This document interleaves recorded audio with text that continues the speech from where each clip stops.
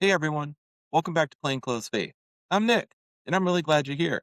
In the last episode, we talked about what it looks like when faith and doubt exist together, when questions surface, when certainty fades, when you're still holding on, but not as confidently as you once did. And if you've ever walked through that kind of season, you may have noticed something else that often follows. Not just doubt, but distance. A sense that God feels far away, not necessarily gone, but quiet, less present, less tangible. And if we're honest, that can be even harder than doubt because the doubt still feels like engagement. You're still thinking, you're still wrestling, you're still reaching. But distance can feel like silence, like you're speaking and nothing is coming back, like you're showing up and not sensing anything in return. And over time, that can begin to wear on your faith because we don't just want to believe God is there, we want to feel it. We want to sense his presence. We want to know, not just intellectually, but personally, that he is near. And when that feeling fades, it can raise a quiet question. Where is God? And scripture doesn't ignore that question. It gives voice to it. One of the clearest examples of this comes from David, not in a moment of victory, not in a season where everything makes sense, but in a moment of deep anguish. In Psalms 22, verse 1, he says, my God, why have you forsaken me? Those words carry weight, not just confusion, but distance, not just questions, but the feeling of being abandoned. And what makes that psalm so striking is that David is not speaking to a distant idea. He's speaking to the God he knows. My God, that phrase matters because even in the cry, there is still relationship. Even in the question, there is still faith. And that's important because sometimes the strongest expression of faith is not calm certainty. Sometimes it's continuing to cry out to God, even when he feels far away. And what's even more striking is that those very same words are later spoken by Jesus on the cross in Matthew 27:46. He says, my God, why have you forsaken me? Which means that this experience of feeling distant from God is not outside the life of faith. It's actually a part of it, even at the deepest level. And if we want to look at the Old Testament, again, David's not alone. We see something similar in the life of Job. Job loses everything: his children, his health, his security, his sense of order. And in the middle of all of that pain, he says this in Job 23, verses 8 and 9. He says, behold, I go forward, but he is not there, and backward, but I do not perceive him. And on the left hand, when he is working, I do not behold him. He turns to the right hand, but I do not see him. That is one of the most honest descriptions in Scripture of what it feels like when God seems absent.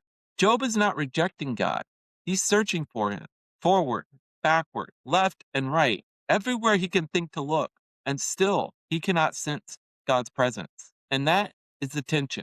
God is there, but he does not feel near. And that gap between reality and experience is one of the hardest places to live because it forces you to ask a painful question. What do I do when what I know is true does not match what I feel? Christians have wrestled with that question for centuries. And one of the most important voices to speak into it was Augustine. Augustine knew what it was like to search for God. He knew what it was like to live with longing, with restlessness, with the sense that something was missing. And in his confessions, he wrote these words to God: you are more inward to me than my most inward part, and higher than my highest. And that is such an important insight because Augustine is reminding us that God's nearness is not always measured because of our awareness of him.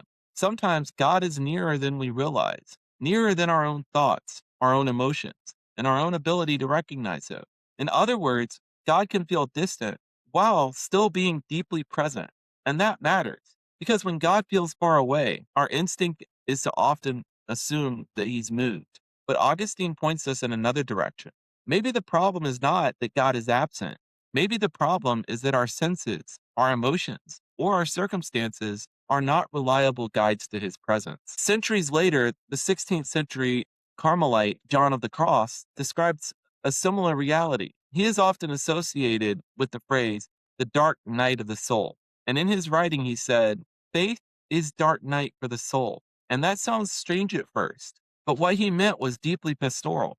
There are seasons when faith does not feel bright.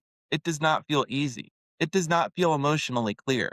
It feels dark, not because God is gone, but because God is teaching the soul to trust in Him beyond what it can feel, beyond what it can even control, beyond what it can immediately understand.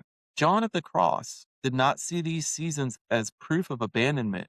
He saw them as severe mercy, a stripping away of our dependence on feelings, so that faith could rest more deeply in God Himself. And that is hard because most of us would prefer reassurance. We would prefer warmth. We would prefer clarity. But some parts of faith can only be learned when the emotional certainty is taken away. And that idea shows up again much later in the writings of C.S. Lewis. After the death of his wife, Lewis wrote very honestly about grief, silence, and the way God felt to him in that season. At one point, he described it like this: a door slammed in your face after that silence. That image lands because it feels familiar. You pray, you reach, you ask, and what comes back does not feel like comfort. It feels like nothing, silence. And Lewis did not write that as someone who had lost faith. He wrote it as someone who is still seeking, still grieving, and still trying to make sense of where God was in the middle of all that pain. And over time, he began to recognize what many believers eventually have to learn: that feeling of distance is not the same thing as actual absence. And that distinction matters because if we confuse the two, we will start building our faith on emotional reinforcement. We will begin to assume that God is close only when he feels close. And the moment that feeling fades, our confidence begins to collapse. But scripture keeps pointing us to something more solid, not what we feel, but what is true. Let's look at Hebrews 13:5. I will never leave you nor forsake you. That promise does not come with an emotional condition. It does not it does not say I will never leave you as long as you can sense me. It simply says I will never leave you, which means God's presence is not dependent on your awareness of it. And that changes how we live through seasons like this. Because now faith becomes less about trying to feel close to God and more about trusting that He is near, even when He feels far away. So, what do you do in a season like that? Not in theory, but in real life. When God feels distant, you keep showing up. You keep praying, even when it feels quiet. You keep opening scripture, even when it feels dry. You keep choosing faithfulness, even when it feels unnoticed. Not because it feels rewarding, but because it is real, because God is still there, even when your emotions do not confirm it. And over time, that kind of faith begins to change something in you. Not always your feelings, not immediately, but your foundation. Your faith becomes less dependent on experience and more rooted in truth, less dependent on spiritual intensity and more anchored in God's character. And that kind of faith is steady, resilient, durable. It's not built on emotional momentum. It's built on reality, the reality that God is present, even when he feels hidden. And if we're honest, this is where many of us live right now, not in constant awareness of God's presence, not in continual spiritual warmth, but in seasons where we have to trust that he is near, even when he feels far. And maybe that is not a lesser kind of faith. Maybe it's a deeper one. Maybe it's the kind of faith that finally learns to rest more in God's promises than in its own sensations. So here's a simple challenge for this week. If God feels distant right now, do not try to manufacture a feeling. Do not force an experience. Do not assume that silence means absence. Instead, choose one simple act of staying. Open scripture again. Pray again. Sit quietly before God again, because not because you feel something, but because he is still there. And as you do, hold on to what is true. He has not left. He has not forsaken. He has not stepped away because your emotions changed. He is still God, still near, still faithful. And over time, you may begin to see that he was closer than you realized. And in the next episode, we're going to continue this conversation because even when we trust that God is near, the future can still feel uncertain. So next week we'll talk about what it looks like to trust God when you don't know what comes next. Thanks for walking with me on Plainclothes Faith. No hype, no shortcuts, just faithful steps, one day at a time.